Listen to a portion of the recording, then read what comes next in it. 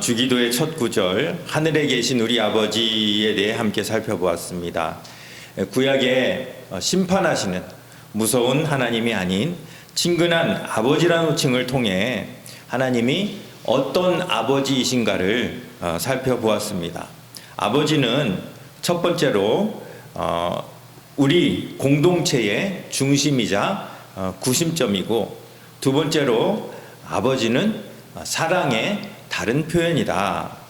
그 다음에 세 번째로 아버지는 부자이기 때문에 우리가 가진 것을 다 나눠주고 또 우리의 의를 행할지라도 제한받지 않는다라는 것을 말씀드렸고, 네 번째로 이 아버지이기 때문에 우리가 기도할 때 굳이 중언부언하지 않아도 된다는 것을 말씀드렸습니다.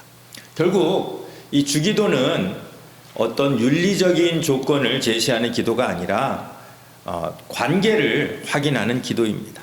우리의 기도가 화려한 미사여구이기 때문에 들으시는 것이 아니라 아버지와의 관계 때문에 우리 기도를 들으시는 것입니다. 이런 아버지가 우리에게 있다는 것은 우리를 살아가게 하는 큰 힘이 되며 또 어떤 것과 바꿀 수 없는 큰 축복이 됩니다. 자, 그래서 지난주에는 이 아버지라는 단어가 주는 친근함에 대해서 살펴보았습니다. 친근함. 하나님께 우리가 보다 자신 있게 나아가서 기도하라, 이런 의미죠. 그런데 문제는 이 친근한 아버지가 어디에 계시다는 거예요? 하늘에 계시다는 거예요. 하늘에 계시다. 자, 그러면 하늘에 계시다는 거리가 가깝게 느껴집니까? 멀리 느껴집니까? 멀리 느껴지죠. 그래서 하늘에 계신 우리 아버지라는 단어에는 이 두 가지가 동시에 있는 거예요. 친근함, 아버지가 주는 친근함과 하늘에 계시다라는 먼 거리감이 동시에 나와 있다는 것입니다.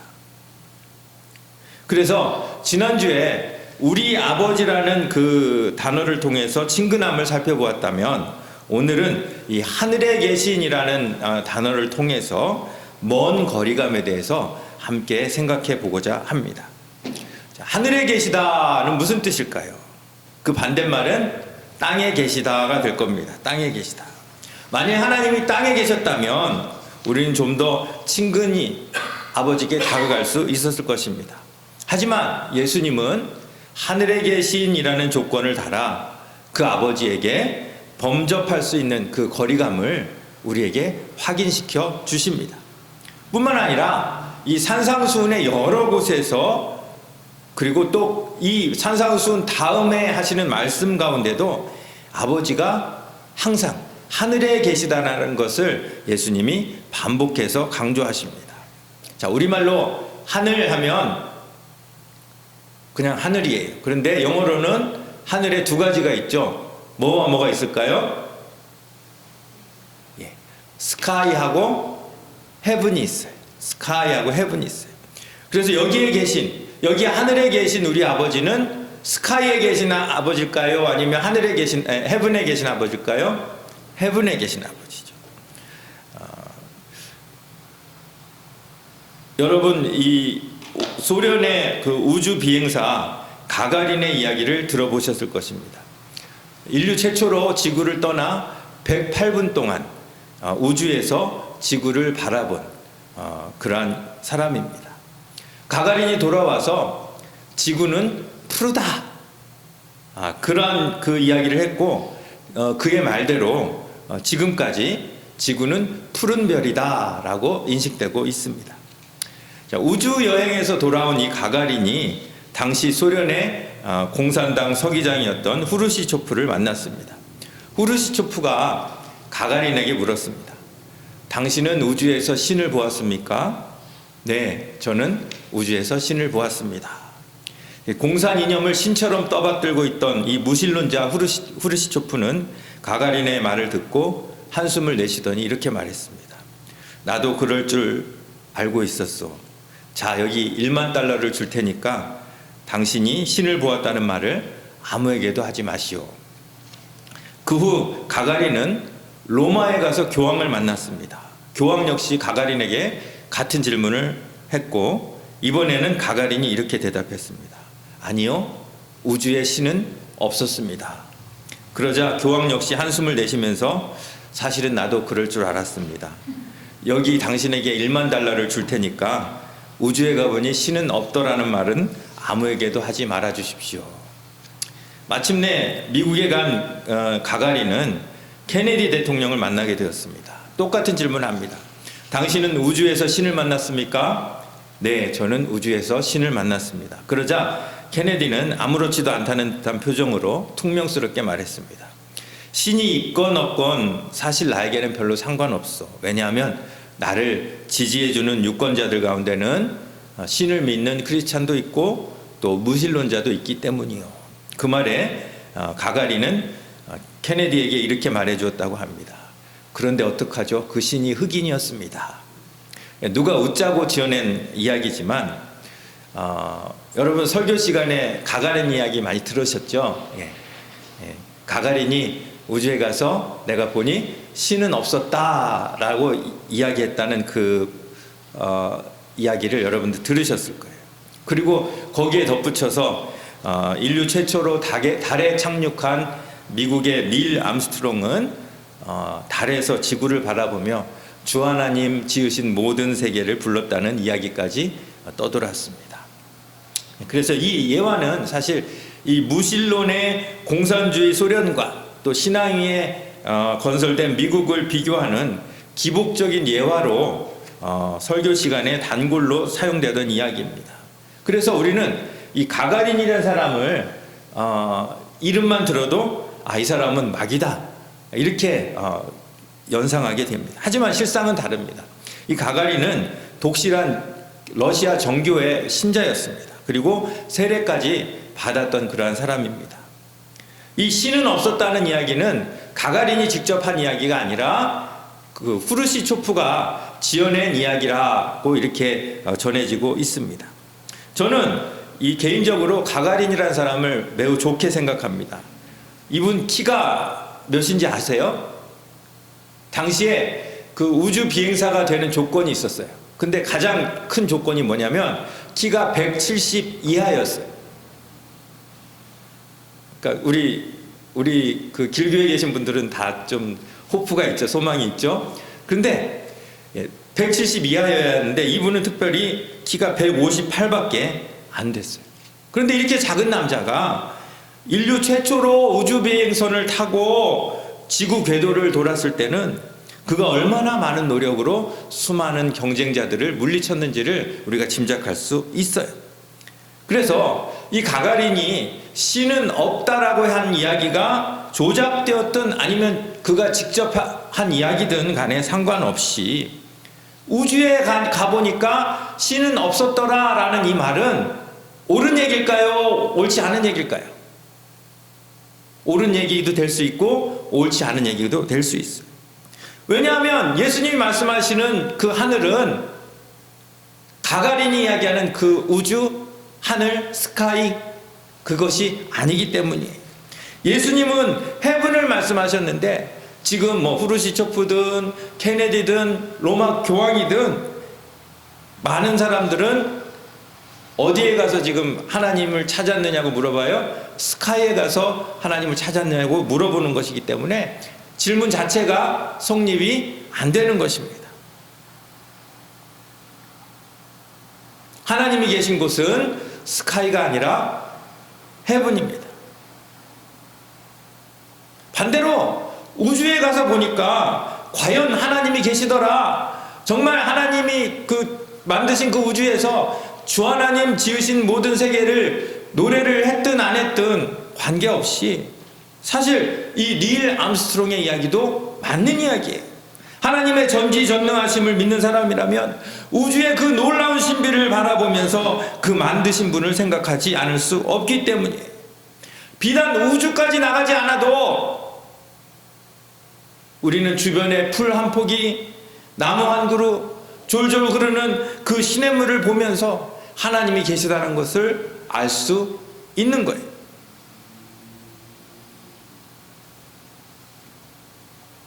하나님이 계신 하늘은 스카이가 아닙니다. 또 학자들 가운데는 이렇게 이야기하는 사람이 있어요. 이 바울이 내가 셋째 하늘에 갔다 왔다라고 고린도후서 12장에서 고백을 하는데, 스카이는 첫 번째 하늘이고, 그래서 새들이 날아다니는 첫 번째 하늘이고, 두 번째 하늘은 공중 권세를 잡은 마귀가 지배하는 그런 하늘이고, 그 다음에 세 번째 하늘은 어떤 죄도 어떤 악도 접근할 수 없는 하나님의 영광만이 있는 그러한 하늘이다, 이렇게 해석하는 사람도 있어요.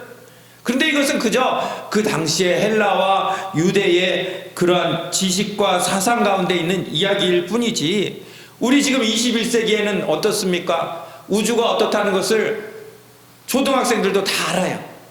이렇게 우주가 어떻다는 것을 규명된 이러한 세계를 살면서 굳이 2000년 전 그 제한된 과학 지식으로 믿었던 삼층천을 여기에 굳이 적용할 필요가 없다는 것이.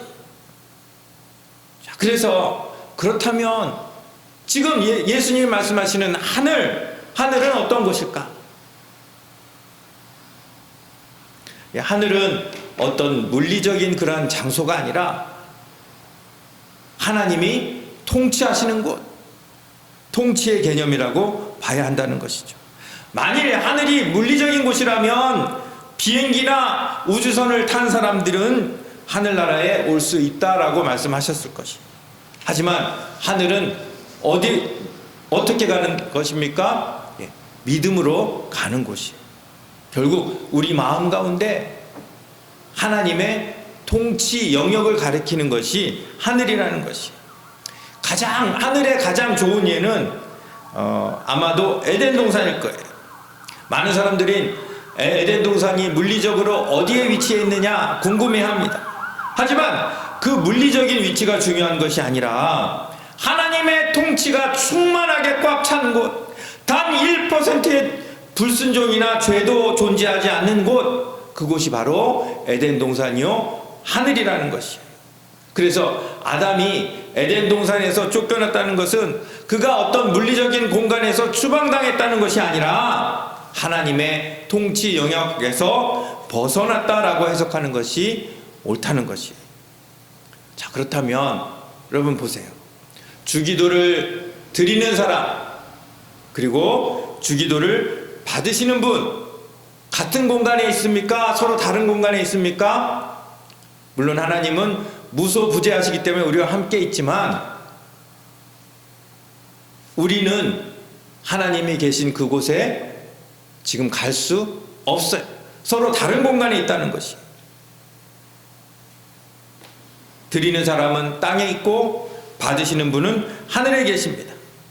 물리적인 의미가 아니라 영적인 의미예요.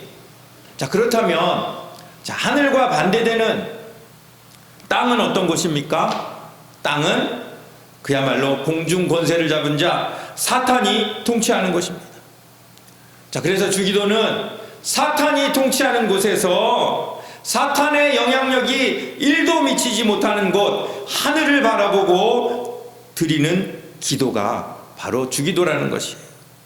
그래서 이 주기도를 통해서 우리는 간절한 소망을 가져야 합니다. 땅의 것에 굴복하고 땅의 것을 목표로 살면서 하늘에 대한 소망 전혀 없이, 하나님의 통치에 대한 소망 없이 주기도를 드리는 것은 주기도에 대한 모욕이 될 수밖에 없어요. 인터넷에 검색을 해봤더니 주기도에 관한 아주 충격적이며 또 제 마음을 아주 겸손하게 만드는 글이 올라왔어요. 자, 누군가 우루과이의 성당 벽에다가 써놓았다는 기도문이었는데요. 내용을 제가 잠깐 소개해 드릴게요. 하늘에 계신이라고 기도하지 말라. 세상 일에만 관심을 두고 있다면. 우리라고 말하지 말라. 너 혼자만을 위해 살고 있다면. 아버지라고 부르지 말라. 아들, 딸처럼 살고 있지 않다면. 아버지의 이름을 거룩하게 하시며 라고 기도하지 말라. 입술로는 하나님을 부르지만 마음은 멀리 있다면. 아버지의 나라가 오게 하시며 라고 기도하지 말라. 하나님 나라와 세상 나라를 혼동하고 있다면. 아버지의 뜻이 땅에서도 이루어지게 하소서라고 기도하지 말라. 그 뜻을 위해 고통받을 각오가 되어 있지 않다면. 오늘 우리에게 일용할 양식을 주시고라고 기도하지 말라. 배고픈 사람들에게 대해 아무런 관심이 없다면. 우리가 우리에게 잘못한 사람을 용서한 것 같이 우리 죄를 용서하여 주시고라고 기도하지 말라. 누구에게인가 아직도 앙심을 품고 있다면. 우리를 시험에 빠지지 않게 하시고라고 기도하지 말라. 죄 지을 기회를 찾아다니고 있다면. 악에서 구하소서라고 기도하지 말라. 악에 대항해 싸울 마음이 없다면. 아멘이라고 말하지 말라. 아버지의 말씀을 심각하게 받을 마음이 없다면. 이 기도문을 보면서 아버지가 계신 하늘과 우리가 살고 있는 땅의 이 괴리감을 여러분 보십니까? 가장 첫 문장, 하늘에 계신이라고 기도하지 말라. 세상 일에만 관심을 두고 있다면. 결국은 뭡니까? 예수님이 하늘에 계신 우리 아버지라고 하셨다면 우리의 관심이 어디에가 있어야 된다는 것이에요? 아버지가 계신 하늘에 있어야 된다는 것이. 실상 우리는 땅에 살면서 사탄의 지배 가운데 하루하루를 버텨내는 것도 힘들어하는 상황인데, 그 가운데서도 우리에게는 바라봐야 할 아버지가 계시다는 것이, 그리고 그분은 땅이 아닌 하늘에 계시다는 것이. 만일 하늘에 계신 우리 아버지가 땅에 계신 우리 아버지로 바뀌었다면 어떻게 달라질까요? 우리에게는 소망이라는 단어가 없었을 겁니다. 영원한 삶을 위한 기도가 아니라 그저 이 땅 위에 더 나은 삶을 위해 기도하는 것에 그쳤을 것입니다. 하나님의 존재는 그저 이 땅 위에 내 육신의 아버지보다 조금 더 능력 있는 분에서 그쳤을 것입니다. 하나님 아버지는 그저 불교나 다른 종교에서 소원을 비는 그런 대상에서 그쳤을 것입니다. 하지만 우리는 그런 아버지께 기도하는 것이 아닙니다. 그런 아버지에게 기도해야 한다면 이방인처럼 중언부언하는 것이 맞고 바리새인처럼 사람들에게 보이기 위해 외식하는 것이 맞습니다. 하지만 우리 아버지는 땅에 계신 분이 아니라 하늘에 계시기 때문에 우리가 은밀한 곳에서 기도해도 우리의 기도를 잘 들어주시는 하나님이시라는 것이. 제가 에덴 동산을 하늘이라고 말씀드렸어요. 자, 이 하늘에 있는 아담이 잘 살고 있었는데 사탄이 아담을 유혹해서 땅으로 떨어지게 만들었습니다. 여러분, 딱 한 번만에 아담이 땅으로 떨어졌어요. 그런데 아담에게 다시 기회가 주어졌다면 어떻게 됐을까요? 결과가 달라졌을까요? 사탄은 또 다른 방법으로 유혹을 해서 10번이면 10번 다 아마 아담을 땅으로 떨어지게 했을 것입니다. 그만큼 인간은 약하고 사탄은 강합니다. 결국 하나님이 하늘에 계시다는 것은 사탄의 권세보다 강할 때만 가능해요. 인간처럼 약한 존재라면 땅에 떨어질 수밖에 없습니다. 결국 하나님이 하늘에 계시다는 것은 그가 강한 분이시라는 것이, 전지전능한 분이시라는 거예요. 절대 흔들리지 않는 분이시라는 거예요. 주님은 산 같아서 여전히 그 자리에 계셔 눈을 들면 보이리라 날 위한 그 사랑. 주는 나의 도움이시며 주의 계획 영원하시네. 주의 위엄 앞에 믿음으로 순종해 예배드리리 영원히. 예수님이 지금 이 말씀을 하고 계십니다. 산처럼 변함없이 하늘에 계신 그 하나님, 권세와 능력으로 그 자리를 변함없이 지키시며 우리의 기도와 예배를 받으시며 우리에게 아버지로서 힘을 주시는 그 하나님, 그 하나님을 바라보고 기도해야 한다는 것이에요. 아버지가 하늘에 계시다는 것은 우리에게 거리감이 있는 것처럼 느끼게 해주지만 동시에 우리에게 소망과 목표를 주시는 것입니다. 그러므로 이 하늘이라는 것은 물리적으로 어떤 먼 곳이 아니라 우리의 목표 지향점이에요. 아버지가 하늘에 계시기 때문에 우리도 하늘을 목표로 이 땅을 살아가야 한다는 것입니다. 그렇기 때문에 우리가 이 땅의 것들, 먹는 것, 입는 것, 땅에 속한 것을 구하기 전에 먼저 그의 나라와 그의 의를 구할 수 있는 것입니다. 골로새서 3장 1절과 2절 말씀인데요, 우리 한번 같이 읽어보겠습니다. 시작. 그러므로 너희가 그리스도와 함께 다시 살리심을 받았으면 위의 것을 찾으라. 거기는 그리스도께서 하나님 우편에 앉아 계시느니라. 위의 것을 생각하고 땅의 것을 생각하지 말라. 이 말씀이 바로 하늘에 계신 우리 아버지라는 그 구절에 담겨 있는 것입니다. 예수님도 우리와 똑같이 이 땅을 사셨지만 예수님은 땅을 바라보신 것이 아니라 아버지가 계신 하늘을 바라보셨습니다. 예수님은 당신의 삶과 말씀 가운데 어떤 윤리적인 도덕적인 그러한 모범을 교훈을 가르치신 것이 아니라 이 땅에서 그의 백성들이 어떻게 하늘을 바라보고 살 것인가를 가르치셨던 것입니다.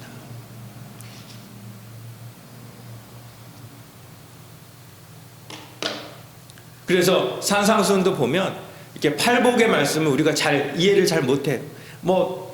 듣긴 들었는데 이걸 어떻게 해야 하나 이렇게 그 이해를 잘 못하지만 사실 이 팔복은 윤리적인 교훈이 아니에요. 하늘을 바라보는 자가 당연히 취해야 할 태도가 무엇인가를 우리에게 말씀하시는 거예요. 모든 것이 해결되는 곳, 온전한 평화가 있는 곳, 하나님의 형상이 회복되는 곳, 하나님의 통치가 완성되는 곳, 그곳을 이 온전하지 못한 이 땅에서 예수님이 바라보신 것처럼 우리도 그곳을 바라봐라 하는 것이 산상수훈의 말씀이며 주기도라는 것이에요. 하늘을 바라보지 못하는 자는, 아버지가 계신 곳을 바라보지 못하는 자는 땅의 것에 연연하며 외식하며 중언부언하지만 하늘을 바라보는 자는 다른 삶을 살게 됩니다. 결론을 말씀드립니다. 아버지가 하늘에 계시다라는 이 믿음이 없으면 주기도는 그저 주문에 불과해집니다. 여러분, 이 시간 제가 여러분들에게 묻습니다. 여러분은 우리 아버지가 땅이 아닌 하늘에 계심을 믿습니까? 아멘. 그렇다면 여러분도 이 땅에서 땅이 아닌 하늘을 소망하며 살아야 합니다. 만일 내 뜻이 내가 원하는 대로 이루어진다면 그곳은 하늘이 될 수 없어요. 오직 하나님의 뜻, 하나님의 통치가 100% 이루어지는 곳이 하늘입니다. 기도하는 사람은, 여러분 기도를 왜 합니까? 기도하는 사람은 기도할 때마다 방향을 조절해요. 마치 비행기 조종사가 수시로 방향을 점검하는 것과 같이 기도할 때마다 내가 지금 제대로 된 방향을 가고 있는가? 내가 지금 하늘을 향해 가고 있는가? 아니면 내가 땅을 향해 가고 있는가? 수시로 점검하는 것이 바로 기도예요. 탕자의 형은 비록 몸은 아버지와 함께 있었지만 그의 마음과 영은 아버지와 전혀 다른 곳으로 향하고 있었어요. 우리도 그럴 수 있습니다. 그럴 때마다 우리는 하늘에 계신 아버지, 그 아버지를 부르며 내가 가는 방향을 조정해야 한다는 것입니다. 자, 이제 다 같이 한번 따라해 보겠습니다. 하늘에 계신 우리 아버지. 다시 한번 하늘에 계신 우리 아버지. 그 아버지께서 우리를 자녀 삼아 주셨습니다. 그 관계 때문에 우리가 주님께 예배할 수 있는 것입니다. 우리가 이 땅을 어떻게 살아야 하는지, 또 어떤 방향으로 나아가야 하는지, 오늘도 그 아버지를 바라보며 영원한 하늘을 향한 소망과 목표를 분명히 세우시는 저와 여러분들 되시기를 간절히 바랍니다. 기도하겠습니다.